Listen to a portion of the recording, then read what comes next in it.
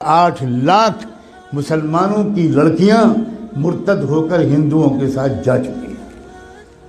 R S S نے ایک بہت بڑی ٹیم تیار کی ہے جو اپنے ہندو نوجوانوں کو 3 یا 6 مہینے کی ٹریننگ دیتے ہیں، اردو زبان بہترین لکھنوی زبان سکھاتے ہیں، تشریف رکھیے، کیسے مزاج ہیں، کیا حال ہے، خیریت ہے، آپ کی دعائیں ہیں، یہ الفاظ سکھاتے ہیں، اور الحمدللہ، انشاءاللہ، ماشاءاللہ، انا للہ، یہ سب سکھاتے ہیں، اور اپنے نوجوان لڑکوں کو یہ سکھا کر کہتے ہیں اب تو مسلم لڑکیوں کو پھنساؤ، اور یہ بھی کہتے ہیں کہ ایک لڑکا اگر کسی مسلم لڑکی کو اس نے مرتد کر لیا تو 2.5 لاکھ کا چیک تو اسی وقت ملے گا، ذاتی مکان اس کے نام کا ہم دیں گے، اور جاب دیں گے، 3 چیزیں دیں گے۔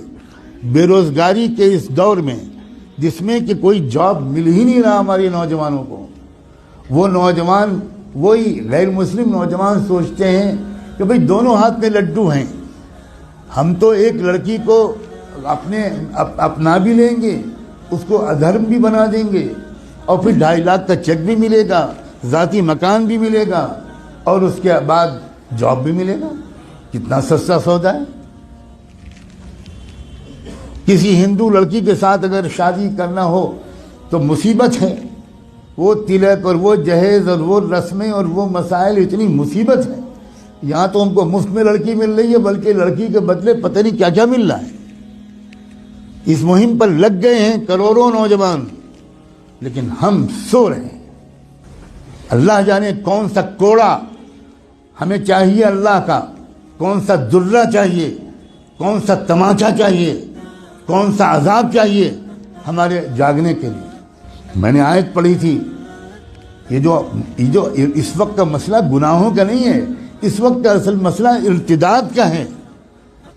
ہمارا ایمان چھیننے کے لیے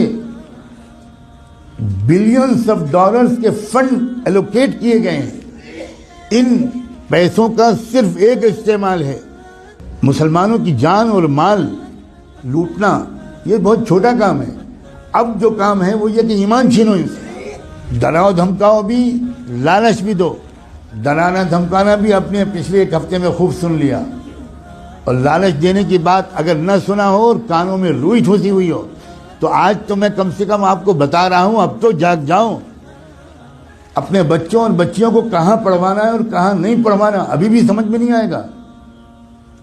اکبر الہ آبادی جو الہ آباد ہائی کورٹ کے جج تھے، انہوں نے شعر کہا تھا، وہ کوئی مولانا نہیں تھے، وہ کوئی حاجی صاحب اور حافظ قرآن نہیں تھے، انگریزوں کے زمانے میں ہائی کورٹ کے جج تھے۔ انہوں نے یہ شعر کہا تھا، یوں قتل سے وہ بچوں کے بدنام نہ ہوتا، یوں قتل سے وہ بچوں کے بدنام نہ ہوتا، افسوس کہ فرعون کو کالج کی نہ سوچی۔ خالی وہ کالج بھیج دیتا، بس ختم، وہ تو قتل ہو ہی جاتے ہیں۔ اپنے ادارے قائم کرنا، اپنے اداروں میں اپنے بچوں اور بچیوں کو پڑھوانا اسلامی تہذیب کے ساتھ۔ میں بالکل نہیں کہتا کہ آپ نہ پڑھوائیں، لیکن میں یہ ضرور کہتا ہوں کہ اس طرح پڑھوانا کہ ان کی عزت بھی لوٹے، ان کا ایمان بھی چھینے، اس طرح پڑھوانے سے بڑھ کر کوئی پاگل پن دنیا میں نہیں۔ اس سے بہتر یہ ہے کہ میری بیٹی بالکل ان پڑھ رہے، جس کو لگتا ہو کہ یہ غلط جملہ ہے بھگتے گا انشاءاللہ۔ خدا جانے کب ہوش آئے گا، خدا جانے کب تک ہم جمعے کی نماز پڑھ کر اپنے کو اللہ کا ولی سمجھتے رہیں گے۔ ہم میں سے اکثر لوگ اپنی لڑکیوں کو کالجز میں، یونیورسٹیز میں، اسکولز میں بھیجتے ہیں، اور بالکل خبر نہیں لیتے کہ ہماری لڑکی وہاں سے سائنس پڑھ رہی ہے یا وہاں فحاشی پڑھ رہی ہے، ہماری لڑکی وہاں سے میتھمیٹک اور فزکس پڑھ رہی ہے یا وہاں سے کفر سیکھ رہی ہے، بالکل بے خبر ہے۔ جب کوئی کہتا ہے کہ بھائی اپنی لڑکیوں کو پردہ کراؤ، باحیا بناؤ، بے پردہ مت رکھو، یہ مولانا لوگ پتہ نہیں کیا پرانے زمانے کی باتیں کرتے ہیں۔ کیا پرانے زمانے کی باتیں؟ زمانہ بدل گیا، زمانہ بدل گیا، تو رسول اللہ بدل گئے، اللہ بدل گیا، قرآن بدل گیا، اسلام بدل گیا، کیا بدل گیا؟ یہ کہیے کہ ہم بدل گئے، زمانے کو مت کہیے کہ زمانہ بدل گیا۔ جھوٹ ہے کہ یہ زمانہ بدل گیا، کہیے کہ ہم بدل گئے۔ ہم منافق ہو گئے. ہم نے ایمان کو، جنت کو معمولی چیز سمجھا ہے. ہم نے جہنم کو معمولی چیز سمجھا ہے. ہزاروں لاکھوں لڑکیاں، جو لڑکیاں گھر سے برقع پہن کے نکلتی ہیں، کبھی آپ فالو کیجئے اپنی بیٹی کو. جو لڑکی برقع پہن کے نکلتی ہے، اس کو باپ کو کہہ رہا ہوں میں، اس کے بھائی سے کہہ رہا ہوں، کبھی دیکھیے کہ کیا وہ برقع گھر سے باہر کتنی دور تک رہتا ہے، اور اس کے بعد وہ برقع لپٹ کر پرس میں جاتا ہے، اور اس کے بعد کیا ہوتا ہے. کتنی بے خبر ہے امت مسلمہ. میں چند دنوں پہلے شاید جب حاضر ہوا تھا یہاں تو یہ بات کہہ چکا تھا. میں پھر دہراتا ہوں، اور ہو سکتا ہے کہ میں نے نہ کہا ہو، کیونکہ میں ہزاروں جگہ یہ باتیں کہہ رہا ہوں. اتراکھنڈ سے میرے پاس میسج آیا کہ خود ایک وہ لڑکی جو خود حافظ قرآن تھی وہ مرتد ہو گئی. کچھ خبر نہیں. عجیب غریب قسم کی غفلت ہے ہم پر. خدا جانے کون سا نشہ پہ آیا ہم. ابھی 2 روپے کھو جائیں تو نیند اڑ جاتی ہے. ابھی کوئی سودا مہنگا مل جائے 5 روپے تو حالت خراب ہو جاتی ہے، کھانا نہیں کھایا جاتا. اور ایمان چھن رہا ہے، ڈاکے پڑ رہے ہیں ایمان پر. کیا منہ دکھائیں گے محمد رسول اللہ کو قیامت میں؟ کیا ہوگا جس دن کی میزان لگے گی، اعمال تولے جائیں گے، جس دن حقیقت باہر آئے گی، اس وقت کیا ہوگا؟ پکڑو اس کو، جکڑ لو اس کو، اور زنجیروں میں جکڑ کر جہنم میں پھینک دو اس کو.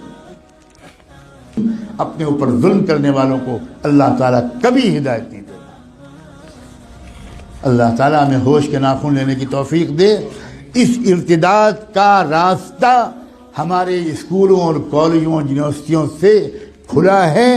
یا آپ کو چاہے جتنی بری لگے بات، میں وہ مولوی نہیں ہوں جو اپنے گاؤں سے نہیں نکلا. میں نے آکسفورڈ میں تقریریں کی، کیمبرج میں تقریریں کی. میں نے اسٹینفورڈ یونیورسٹی جو امریکہ کا سب سے بڑا یونیورسٹی ہے، اس میں 7 لیکچرز میرے ہوئے. میں نے اقوام متحدہ میں خطاب کیا ہے. میں اس طرح کا مولوی نہیں ہوں جس طرح کا آپ سمجھتے ہیں. اور میں قسم کھا کے کہتا ہوں، اگر آپ نے اپنے بچیوں کی اور بچوں کی تعلیم اور تربیت صحیح اداروں میں نہ کی، اور ان کے ایمان کی فکر نہ کی، اور ان کی نگرانی نہ کی، تو آپ کے گھروں میں خدا جانے کیا کیا ہونے والا ہے. میں نے آج اپنی ذمہ داری اس مسجد کے اعتبار سے بالکل ادا کر دی. اب میں آپ سب کو، آپ کی نسلوں کو اللہ کے حوالے کرتا ہوں.